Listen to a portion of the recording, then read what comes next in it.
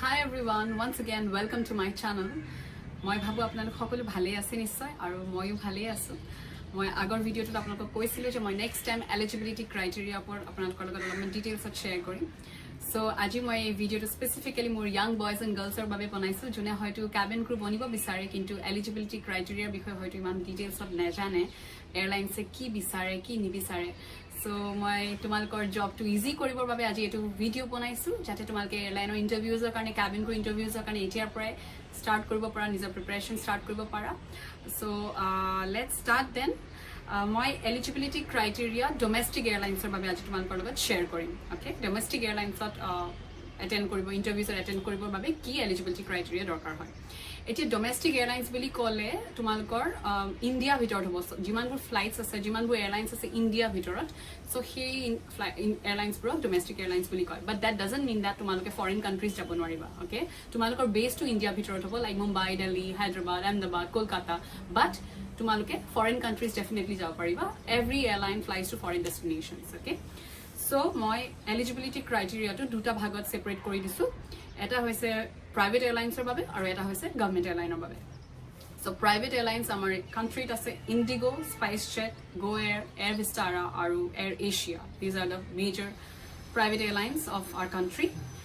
চ' eligibility criteria এইবোৰ এয়াৰলাইন্সৰ basically 7টামান আছে, যিখিনি মেইন এলিজিবিলিটি ক্ৰাইটেৰিয়া যিখিনি বিচাৰে প্ৰত্যেকখন এয়াৰলাইন্সে।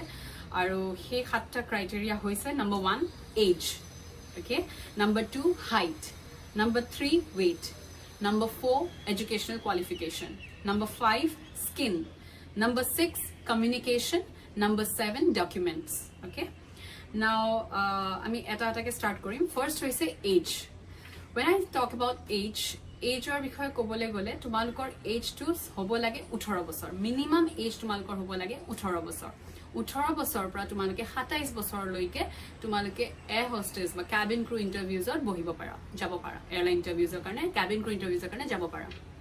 বাট তাতো দুখনমান এয়াৰলাইন্স আছে য'ত অলপ বেছি এজৰলৈকেও এলাউ কৰে। লাইক ফৰ এক্সাম্পল গো এয়াৰত তোমালোকে 18 ইয়াৰ্ছৰ পৰা 30 ইয়াৰ্ছলৈকে যাব পাৰা, 30 বছৰলৈকে এলাউ কৰে। আৰু এয়াৰ ভিষ্টাৰাত তোমালোকে 18 বছৰৰ পৰা 32 বছৰলৈকে তোমালোকে যাব পাৰা ইণ্টাৰভিউজত। চ' গো এয়াৰ আৰু এয়াৰ ভিষ্টাৰাত অলপ বেছি এলাউ কৰে। গো এয়াৰ 18 to 30, ভিষ্টাৰা 18 to 32, বাকীবোৰ এয়াৰলাইন্সত 18 to 27। চ' 18তকৈ কম হ'ব নোৱাৰে আৰু 27তকৈ বেছি হ'ব নোৱাৰে। এণ্ড লাইকৱাইজ ফৰ গো এয়াৰ 30তকৈ বেছি হ'ব নোৱাৰে আৰু এয়াৰ ভিষ্টাৰাত 32তকৈ বেছি হ'ব নোৱাৰে। So' I think age is clear.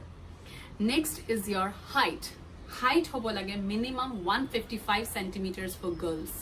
And for boys 170 without শ্বুজ। মানে খালী ভৰিত তোমালোকৰ মেজাৰমেণ্টটো যদি কৰা যায়, তোমালোকৰ ছোৱালীবোৰৰ বাবে 155 হ'ব লাগে আৰু ল'ৰাবোৰৰ বাবে 170। হাইট মেজাৰ কৰাটো বহুত চিম্পল হয়, বহুত ইজি হয়। ইউ কেন জাষ্ট ষ্টেণ্ড এগেইনষ্ট এ ৱাল, কাৰোবাক কৈ দিব পাৰা এটা স্কেল মূৰৰ ওপৰত দি পেলাই ৱালতে এটা দাগ মাৰিবলৈ, and then you can measure তলৰ পৰা সেই দাগটোলৈকে কিমান হাইট হয় সেইটো মেজাৰ কৰি ল'ব পাৰা। But it should be your height should be measured without শ্বুজ, মানে তোমালোকে শ্বুজ নিপিন্ধাকৈ খালী ভৰিত তোমালোকে হাইটটো মেজাৰমেণ্ট কৰাব লাগিব। অ'কে, নাও এগেইন হাইটৰ কাৰণে অলপমান বেলেগ ক্ৰাইটেৰিয়া আছে। গো এয়াৰত ছোৱালীবোৰৰ বাবে 160 centimeters লাগে, মানে গো এয়াৰ লাইনত অলপমান ওখ ছোৱালী বিচাৰে। চ' 155ৰ জেগাত 160 বিচাৰে আৰু ল'ৰাবোৰৰ বাবে 172 বিচাৰে centimeters. অ'কে, চ' ছোৱালীবোৰৰ বাবে 160 আৰু ল'ৰাবোৰৰ বাবে 172 ফৰ গো এয়াৰ। আৰু এয়াৰ এছিয়াটো অলপমান বেছি বিচাৰে। ছোৱালীবোৰৰ বাবে 157 centimeters আৰু ল'ৰাবোৰৰ বাবে 173 centimeters. চ' এইকেইটা ৰিকুৱাৰমেণ্ট হৈছে তোমাৰ এয়াৰ এছিয়াৰ কাৰণে, হাইটৰ কাৰণে। তেওঁলোকে অলপমান বেছি বিচাৰে, ওখ মানে ল'ৰা ছোৱালী বিচাৰে। নেক্সট কামছ ইয়ৰ ৱেইট। এতিয়া ৱেইট, নিজৰ ৱেইটটো কিমান হ'ব লাগে। বহুতে কয় মই বহুত শকত, বহুতে কয় মই বহুত ক্ষীণ।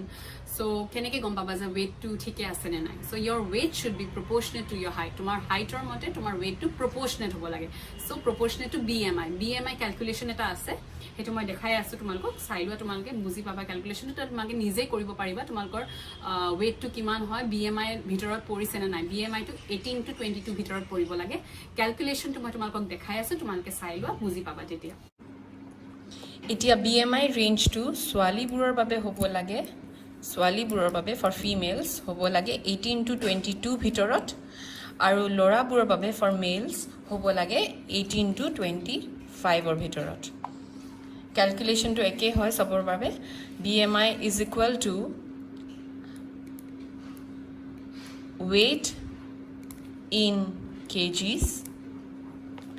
divided by height in meters square দুবাৰ মাল্টিপ্লিকেশন কৰিব লাগিব সো কাৰোবাৰ যদি হাইট সাপোজ কাৰোবাৰ হাইট হৈছে 155 centimeters আৰু কাৰোবাৰ weight হৈছে 50 kgs for example okay this is an example তেতিয়া হলে আমি ক্যালকুলেশনটো কেনেকৈ কৰিম BMI is equal to weight in kgs তাৰ মানে 50 হ'ব 50 kgs divided by height in meters square so আমাৰ meters আমি meters হলে কনভাৰ্ট কৰিব লাগিব 155 centimeters আমি meters হলে কনভাৰ্ট কৰিব লাগিব which will be 1.55 meters into 1.55 meters so calculation to Sami 1.55 into 1.55 which is equal to 2.40 so 50 divided by 2.4 so 50 divided by 2.4 is equal to 20.83 this is 20.83 so 20.83 so BMI hol amar 20.83 to jeneke moi kolu swali buror babe BMI range to hobo lage 18 to 22 bhitorot so it is within the BMI 20.83 mane 22 bhitorot ase it's within the BMI so weight or ko issue nai so teneke মই প্ৰত্যেকটো হাইটৰ against লোৱাৰ limit আৰু upper limit ওয়েটৰ বাবে এখন shirt বনাই পেলাই মই attach কৰি দিম তোমালোকে চাই লব পাৰিবা প্ৰত্যেকটো ওয়েটৰ এগেইনষ্ট লোৱাৰ লিমিট আৰু আপাৰ লিমিট কিমান হ'ব লাগে ওয়েট সো সেই চাৰ্টখন চাই ললে তোমালোকে আৰু প্ৰপাৰলি গাইডেন্স পাবা বুজি পাবা so this is the calculation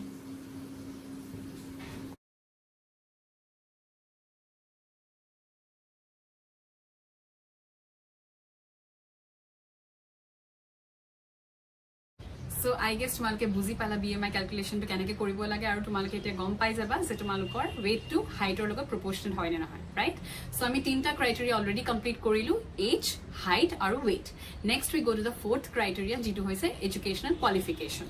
এটা educational qualification কিমান হ'ব লাগে তোমালোকে minimum high secondary pass হ'ব লাগে from any recognized board or university high secondary pass হ'ব লাগে that doesn't mean যে ইমান percentage লাগিব okay percentage ৰ কোনো কথা নাই যিকোনো percentage হলে হল কিন্তু তোমালোকে পাস হ'ব লাগে 12 পাস হ'ব লাগে from a recognized board or university অকল এখন এয়ারলাইন আছে হেখন হৈছে Vistara এয়ারলাইন যত তোমালোকে যত তেওঁলোকে 60% বিচাৰে 12 পাস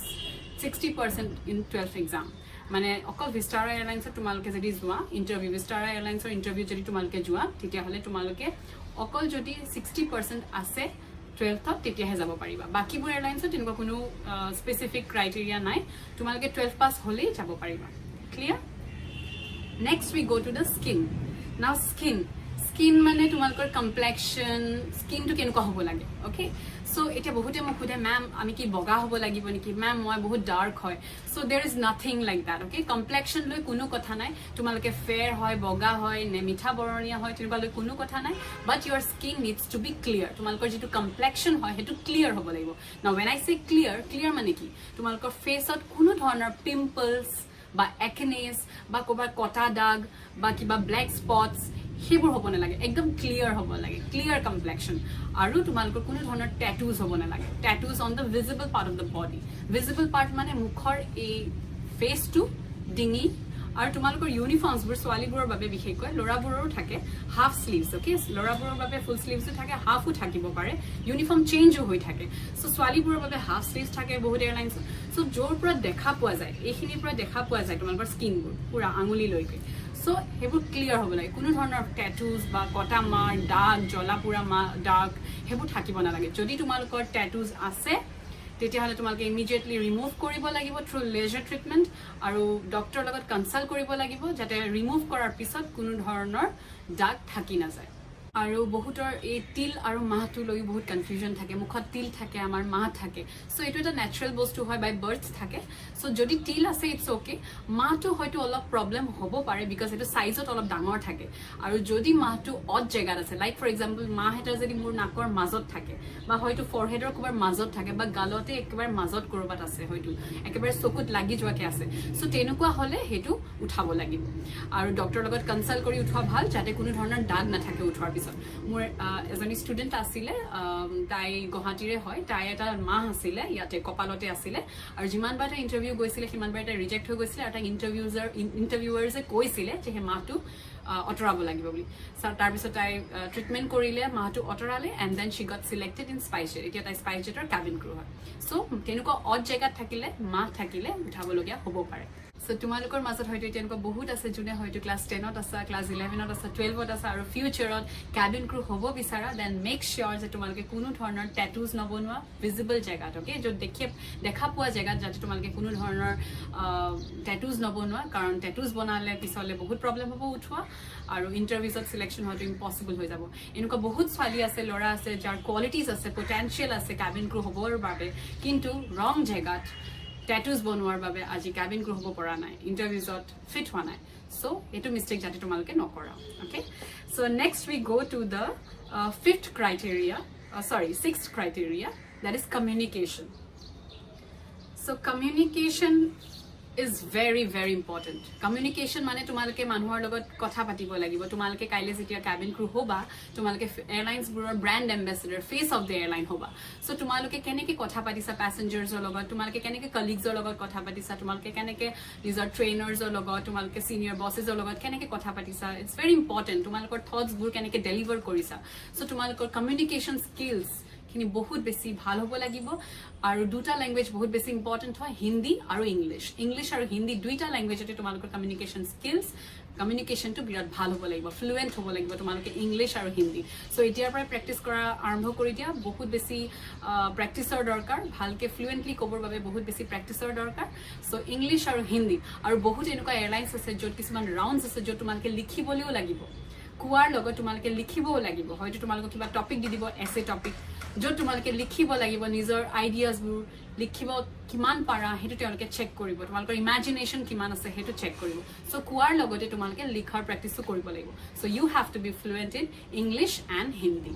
okay so ইয়াৰ পিছত আমি যাও এতিয়া আমাৰ লাষ্ট যেটো মেজৰ 7th ক্ৰাইটেৰিয়া হৈছে হেতু হৈছে ডকুমেন্টস কেবিন ক্ৰু ইন্টাৰভিউছত যাবৰ বাবে লগত কি ডকুমেন্টস নিব লাগিব সো প্ৰথমে তোমালোকে নিজৰ লগত ইণ্ডিয়ান পাসপোৰ্ট তোমালোকে ক্যাৰি কৰিব লাগিব তোমালোকৰ যিখন পাসপোৰ্ট এপ্লাই কৰি দিয়া এতিয়া যদি তোমালোকে ইন্টাৰেষ্টেড হয় কেবিন ক্ৰু ইন্টাৰভিউছৰ বাবে কিছুমান এয়াৰলাইন্সত পাসপোৰ্ট নহলে ইন্টাৰভিউছত সোমাবলৈকে নিদিয়ে আৰু কিছুমান এয়াৰলাইন্সত দিয়ে কিন্তু তোমালোকে সিলেকশন হোৱাৰ পিছত ইমিডিয়েটলি পাসপোৰ্টৰ কাৰণে এপ্লাই কৰিব লাগে সো বেটাৰ হয় তোমালোকে এতিয়া এপ্লাই কৰা যদি পাসপোৰ্ট লগত নাই পাসপোৰ্ট এপ্লাই কৰা দুটা ওয়েজ আছে নৰ্মেল আৰু তৎকাল যদি তোমালোকে নৰ্মেল এপ্লাই কৰিব বিচাৰা তেতিয়াহলে এপ্ৰক্সিমেটলি 1500 মান চাৰ্জ পৰিব আৰু পাসপোৰ্টখন পাওঁতে তোমালোকৰ দুমাহ মান লাগি যাব আৰু যদি তোমালোকে তৎকাল এপ্লাই কৰা তেতিয়াহলে তোমালোকৰ এপ্ৰক্সিমেটলি 3000 মান খৰচা হ'ব কিন্তু তোমালোকে এসপ্তাহ ভিতৰতে পাসপোৰ্টখন পাই যাবা সো তোমালোকৰ চইচ আছে কোনটো মতে তোমালোকে এপ্লাই কৰিব বিচাৰা নৰ্মেল নে তৎকাল কিন্তু পাসপোৰ্টখন ইম্পৰ্টেন্ট ডকুমেন্ট হয় যিকোনো এয়াৰলাইন্সত যাবৰ বাবে পাসপোৰ্ট ইজ ইম্পৰ্টেন্ট নেক্সট হৈছে তোমালোকৰ আধাৰ কাৰ্ড আৰু 3 নম্বৰ হৈছে তোমালোকৰ PAN card so Aadhaar PAN and passport these are very important documents ইয়াৰ লগতে তোমালোকে নিজৰ এডুকেশন সাৰ্টিফিকেটস বু ক্যাৰি কৰিব লাগিব 12 পাস 10 পাস হেবোৰ সাৰ্টিফিকেট লগত ক্যাৰি কৰিব লাগিব দেন again ইম্পৰ্টেন্ট ডকুমেন্ট হৈছে তোমালোকৰ আপডেটেড সিভি এটা CV is a very important document CV খনত তোমালোকে কি লিখিছা হেতু ওপৰতে তোমালোকৰ ইন্টাৰভিউৰ সিলেকশনৰ বহুত বেছি কন্ট্ৰিবিউশন থাকে তোমালোকৰ সিভিত ডিটেইলস বোৰ কেনেকে মেনশন কৰিছা কি আছে সো সিভি খন আপডেট কৰি প্লাই তোমালোকে লৈ যাব লাগিব এণ্ড দেন তোমালোকৰ photographs full length size photographs and passport size photographs in formals proper formal ড্ৰেছত তোমালোকৰ পাসপোৰ্ট সাইজ ফটোগ্ৰাফ আৰু full length size photograph again CV খন যেনেকৈ ইম্পৰ্টেন্ট হয় ফটোগ্ৰাফছ ভেৰি ইম্পৰ্টেন্ট হয় ফটোগ্ৰাফছৰ ওপৰত ডিপেন্ড কৰিও তোমালোকৰ ইন্টাৰভিউত সিলেকশন হোৱাৰ বহুত চান্সেছ থাকে বিকজ ফটোগ্ৰাফছ খন এটা ইম্প্ৰেশন হয় তেওঁলোকৰ মাইণ্ডত এটা ইম্প্ৰেশন আহে so photographs is very important passport size photograph and full length size photograph in formals so এইবোৰে ডকুমেন্টস দৰকাৰ হয় ইন্টাৰভিউত যাবৰ কাৰণে আৰু এইগিটাই হৈছে 7টা মেজৰ ক্ৰাইটেৰিয়া ইয়াৰ বাহিৰেও কিছুমান ক্ৰাইটেৰিয়া আছে লাইক ফৰ এক্সাম্পল আই চাইট তোমালোকৰ চকুৰ পাৱাৰ যদি অলপ কম হয় তোমালোকে লেন্স পিন্ধিব লাগিব চশমা পিন্ধিব নোৱাৰা তোমালোকে চশমা পিন্ধি ডিউটি কৰিব নোৱাৰা চশমা পিন্ধি ট্ৰেইনিঙত যাব নোৱাৰা ট্ৰেইনিঙত হয়তো কেতিয়াবা এলাউ কৰিব পাৰে বাট ডিউটিত তোমালোকে চশমা পিন্ধিব নোৱাৰা তোমালোকে লেন্স পিন্ধিব লাগিব ইন্টাৰভিউজতো তোমালোকে লেন্স পিন্ধিব লাগিব লেন্সৰ কালাৰটো তোমালোকৰ নেচাৰেল কালাৰ হ'ব লাগিব চকুৰ মনিৰ কালাৰটো হ'ব লাগিব কোনো ধৰণৰ টিন্টেড লেন্স ইউজ কৰিব নোৱাৰা ব্যৱহাৰ কৰিব নোৱাৰা like for example green blue purple এইবোৰ কালাৰ ইউজ কৰিব নোৱাৰা নেচাৰেল কালাৰ যিটো তোমালোকৰ চকুৰ মনি কালাৰ সেইটোৰ লগত মিলা লেন্স তোমালোকে পিন্ধি পেলাই ইন্টাৰভিউজত যাব লাগিব আৰু নেক্সট হৈছে body language your personality is very important body লেংগুৱেজটো কেনেকুৱা হয় তোমালোকৰ কথা কেনেকৈ পাতিছা কনফিডেন্স সো প্লিজিং পাৰ্চনেলিটি হ'ব লাগিব কনফিডেন্ট বডি লেংগুৱেজ হ'ব লাগিব যাৰ কাৰণে বহুত বেছি প্ৰেক্টিছ আৰু প্ৰিপেৰেশ্যনছৰ দৰকাৰ সো এইবোৰে ক্ৰাইটেৰিয়া হৈছে সো ইয়াৰ পিছত মই ভাবো যে তোমালোকে ডমেষ্টিক এয়াৰলাইন্সৰ প্ৰাইভেট এয়াৰলাইন্সৰ এলিজিবিলিটি ক্ৰাইটেৰিয়াৰ বিষয়ে অলপ বুজি পালা now we go' to the government airline eligibility criteria government airline মানে এলায়েন্স এয়াৰ আৰু Air India so Alliance Air হৈছে subsidiary airline of Air India so ইয়াৰ ৰিকুৱাৰমেণ্টছবোৰ অলপ বেলেগ হয় so let's go in details so দুখন গভৰ্ণমেণ্ট এয়াৰলাইন আছে এলায়েন্স এয়াৰ আৰু এয়াৰ ইণ্ডিয়া এলায়েন্স এয়াৰ হৈছে এয়াৰ ইণ্ডিয়াৰ ছাবচিডিয়াৰী এয়াৰলাইন এতিয়া ইয়াতো 7টা মেজৰ ক্ৰাইটেৰিয়া আছে number 1 age number 2 height number 3 weight number 4 হৈছে educational qualification number 5 skin number 6 communication আৰু নম্বৰ 7 হৈছে ডকুমেণ্টছ ফাৰ্ষ্টতে আমি যাম এজ ক্ৰাইটেৰিয়া এলায়েন্সৰ এজ ক্ৰাইটেৰিয়া হৈছে 18 to 22 ইয়াৰ্ছ মানে 18 বছৰৰ পৰা 22 বছৰলৈকে তোমালোকে এলায়েন্সৰ বাবে এপ্লাই কৰিব পাৰা কিন্তু SC ST আৰু OBC ক্যান্ডিডেটছৰ বাবে অলপ ৰিলেক্সেশন আছে SC ST ক্যান্ডিডেটছৰ বাবে 5 ইয়াৰ্ছৰ ৰিলেক্সেশন আছে তাৰ মানে তোমালোকে 18 বছৰৰ পৰা 27 বছৰলৈকে এপ্লাই কৰিব পাৰিবা আৰু OBC ক্যান্ডিডেটছৰ বাবে 3 ইয়াৰ্ছৰ ৰিলেক্সেশন আছে তাৰ মানে তোমালোকে 18 বছৰৰ পৰা 25 বছৰলৈকে এপ্লাই কৰিব পাৰিবা so this is the age criteria next we go to the height criteria ছোৱালীবোৰৰ বাবে 154.5 সেন্টিমিটাৰ দৰকাৰ হয় আৰু ল'ৰাবোৰৰ বাবে 163 সেন্টিমিটাৰ দৰকাৰ হয় ল'ৰাবোৰৰ বাবে 163 সেন্টিমিটাৰ ছোৱালীবোৰৰ বাবে 154.5 সেন্টিমিটাৰ ইয়াতো SC ST ক্যান্ডিডেটছ নৰ্থ ইষ্ট ক্যান্ডিডেটছ আৰু যিকোনো হিলি ষ্টেটছ ক্যান্ডিডেটছৰ বাবে 2.5 সেন্টিমিটাৰৰ ৰিলেক্সেশন আছে তাৰ মানে যদি তোমালোক SC ST ক্যান্ডিডেট হয় বা নৰ্থ ইষ্টৰ পৰা বিলং কৰা বা যিকোনো হিলি ষ্টেটৰ পৰা বিলং কৰা তোমালোকে 2.5 সেন্টিমিটাৰৰ ৰিলেক্সেশন পাবা তাৰ মানে ছোৱালীবোৰৰ বাবে হ'ব তেতিয়া 152 সেন্টিমিটাৰ দৰকাৰ আৰু ল'ৰাবোৰৰ বাবে হ'ব 160.5 সেন্টিমিটাৰ দৰকাৰ ক্লিয়াৰ হাইটটো কেনেকৈ চেক কৰিব লাগে তোমালোকক অলৰেডি মই কৈ দিছো বহুত ইজি প্ৰসেছ হয় তেনেকৈ হাইট চেক কৰি পেলাই তোমালোকে মেজাৰ কৰি ল'ব লাগিব নেক্সট হৈছে weight weighৰ বিষয়ে মই অলৰেডি কৈ দিছো weight to height ৰ লগত proportionate হ'ব লাগিব তোমালোকে তোমালোকৰ BMI ক্যালকুলেট কৰিব লাগিব ক্যালকুলেশনটো মই দেখাই দিছো তোমালোকে ক্যালকুলেট কৰি পেলাই গম পাই যাবা যে তোমালোকৰ হাইটৰ মতে তোমালোকৰ weight to proportionate হয় নে নহয় তোমালোকে BMI মানে BMI ভিতৰত পৰা নে নপৰা নেক্সট হৈছে এডুকেশ্যনেল কোৱালিফিকেশ্যন ক্ৰাইটেৰিয়া ফোৰ্থ যেটো criteria educational qualification criteria for alliance তেওঁলোকে বিচাৰে 12 পাছ ফ্ৰম যিকোনো recognised university or board like private airlines same hoy 12 pass hobo lage from any recognized university or board percentage or kono kotha nai jikono percentage hole hol khali 12 pass hobo lage next hoise fifth criteria jitu hoise skin o eke hoy you need to have a clear complexion kono dhornar pimples blemishes scars tattoos বা কিবা কটা mark জলা mark এনেকুৱা ধৰণৰ mark থাকিব নালাগে clear হ'ব লাগে বগা মিঠা বৰণীয়া বুলি কোনো কথা নাই you need to have a clear complexion তাৰ পিছত হৈছে সিক্সথ যেটো হৈছে কমিউনিকেশ্যনৰ সেম হয় তোমালোকৰ ইংলিশ আৰু হিন্দী ক'ব পৰা আৰু লিখিব পৰা দুইটাতে তোমালোকে ফ্লুৱেন্ট হ'ব লাগিব ইংলিশ আৰু হিন্দী যেহেতু গভৰ্ণমেণ্ট এয়াৰলাইন হয় হিন্দী তেওঁলোকে আৰু বেছি এমফাসাইজ কৰে আৰু বেছি ইম্পৰ্টেন্স দিয়ে সেইকাৰণে হিন্দীটো বেছি প্ৰেক্টিছ কৰিব লাগিব হিন্দী আৰু ইংলিশ দুইটাই খুব বেছি ভালকে তোমালোকে ক'ব পৰা আৰু লিখিব পৰা হ'ব লাগিব আৰু লাষ্ট যেটো 7th মেজৰ ক্ৰাইটেৰিয়া যেটো হৈছে ডকুমেণ্টছ ইয়াত একে হয় ডকুমেণ্টছবোৰ যিখিনি আগতে মই অলৰেডি কৈছো পাছপোৰ্টটো লাগিবই তোমালোকৰ পেন কাৰ্ড আধাৰ কাৰ্ড লাগিব তোমালোকৰ 12th আৰু 10th সাৰ্টিফিকেটছ লাগিব কিন্তু ইয়াৰ লগতে কেইখনমান ডকুমেণ্ট তিনিখন ডকুমেণ্ট আৰু এডিশন হ'ব আৰু এড অন হ'ব যিহেতু তোমালোকে গম পাইছা যে ইয়াত SC ST আৰু OBC ক্যান্ডিডেটছৰ বাবে আৰু হিলি ষ্টেটছৰ ক্যান্ডিডেটছৰ বাবে নৰ্থ ইষ্ট ক্যান্ডিডেটছৰ বাবে অলপ ৰিলেক্সেশ্যন আছে সো তোমালোকে SC ST সাৰ্টিফিকেটস ক্যাৰি কৰিব লাগিব যদি তোমালোকে SC ST ক্যান্ডিডেট হয় বা OBC সাৰ্টিফিকেট ক্যাৰি কৰিব লাগিব OBC নৰমাল খন হলে নহব তোমালোকে OBC নন ক্ৰিমিলেয়াৰ সাৰ্টিফিকেট খন ক্যাৰি কৰিব লাগিব OBC নন ক্ৰিমিলেয়াৰ আৰু যদি তোমালোকৰ ষ্টেট বেচিছত ৰিলেক্সেশ্যন লাগে লাইক ফৰ এক্সাম্পল তোমালোকে যদি হিলি ষ্টেটৰ পৰা বিলং কৰা বা নৰ্থ ইষ্টৰ কোনোবা ষ্টেটৰ পৰা বিলং কৰা তেতিয়াহ'লে তোমালোকৰ ডমিচাইল সাৰ্টিফিকেট লাগিব so SC ST certificate OBC non creamy layer certificate আৰু ডমিচাইল সাৰ্টিফিকেটস এইকেইখন এড অন হ'ব এতিয়া এয়াৰ ইণ্ডিয়াৰ এডুকেশ্যনেল কোৱালিফিকেশ্যনটো তেওঁলোকে অলপ বেছি বিচাৰে সো তোমালোকে গ্ৰেজুৱেট হ'ব লাগিব from any recognise university arts stream হওক কমাৰ্চ ষ্ট্ৰীম হওক ছায়েন্স ষ্ট্ৰীম হওক কোনো কথা নাই কিন্তু তোমালোকে গ্ৰেজুৱেট হ'ব লাগিব ফ্ৰম এ ৰিকগনাইজ ইউনিভাৰ্চিটি নাইবা তোমালোকে 12 পাছ হ'ব পাৰা with 3 years of degree diploma in hotel management or catering technology নাইবা তোমালোকে 12 পাছৰ লগত 1 বছৰ এক্সপেৰিয়েন্স তোমালোকৰ ওচৰত থাকিব লাগিব কিহত থাকিব লাগিব 1 বছৰ এক্সপেৰিয়েন্স থাকিব লাগিব এয়াৰলাইন বা হস্পিটালিটি ইণ্ডাষ্ট্ৰি লাইক হোটেলছ মানে হোটেলছ বা ট্ৰেভেল এজেন্সি বা কল চেণ্টাৰ সো 12 পাছৰ লগত 1 বছৰ এক্সপেৰিয়েন্স থাকিব লাগিব এয়াৰলাইন হোটেলছ ট্ৰেভেল এজেন্সি বা কল চেণ্টাৰ য'ত তোমালোকৰ কামটো কাষ্টমাৰ্ছৰ লগত ডিল কৰা কাম হ'ব লাগিব যদি তেনেকুৱা ধৰণৰ এক্সপেৰিয়েন্স আছে তেতিয়াহ'লে 12 পাছৰ লগত হেতু চলিব This is the educational qualification criteria for Air India. ইয়াৰ পিছত হৈছে 5th criteria যেটো স্কিম হেতু মই আকৌ ডিটেইলছত নাযাওঁ সেম হয় সব এয়াৰলাইন্সৰ স্কিম ক্ৰাইটেৰিয়াটো সেম হয় and then communication আকৌ একে হয় communication তোমালোকৰ ফ্লুয়েন্সি থাকিব লাগিব হিন্দী ল্যাঙ্গুৱেজ আৰু ইংলিশত like again গভৰ্নমেণ্ট এয়াৰলাইন হয় সো হিন্দীত বেছি ষ্ট্ৰেছ কৰে বেছি এমফাসাইজ কৰে সো হিন্দীটো বহুত বেছি ভাল হ'ব লাগিব হিন্দী ইংলিশ দুইটাতে তোমালোকে ফ্লুয়েন্ট হ'ব লাগিব লিখিব পৰা আৰু ক'ব পৰা দেন লাষ্ট হৈছে ডকুমেন্টসও সেম হয় উইথ এলায়েন্স এয়াৰ যিখিনি ডকুমেন্টস মই আগতে অলৰেডি কৈছো পাছপোৰ্ট লাগিব পেন কাৰ্ড লাগিব আধাৰ কাৰ্ড লাগিব লগতে আৰু তিনিখন সাৰ্টিফিকেট লাগিব যেহেতু SC ST OBC আৰু ষ্টেট ওয়াইজ ক্যান্ডিডেটছৰ বাবে ৰিলেক্সেশ্যন আছে সো তোমালোকৰ এডিশন কি সাৰ্টিফিকেটস হ'ব SC ST সাৰ্টিফিকেট লাগিব OBC সাৰ্টিফিকেট লাগিব OBC নন ক্ৰিমিলেয়াৰ সাৰ্টিফিকেট লাগিব আৰু ডমিসাইল সাৰ্টিফিকেট লাগিব যদি তোমালোকৰ ষ্টেট বেচিছৰ ৰিলেক্সেশ্যন লাগে আৰু বাকিখিনি আপডেটেড CV ক্যাৰি কৰিব লাগিব 12 পাস 10 পাস ডকুমেন্টস নিব লাগিব আৰু ফটোগ্ৰাফছ লাগিব full length size passport size photographs in formals and these are the eligibility criteria requirement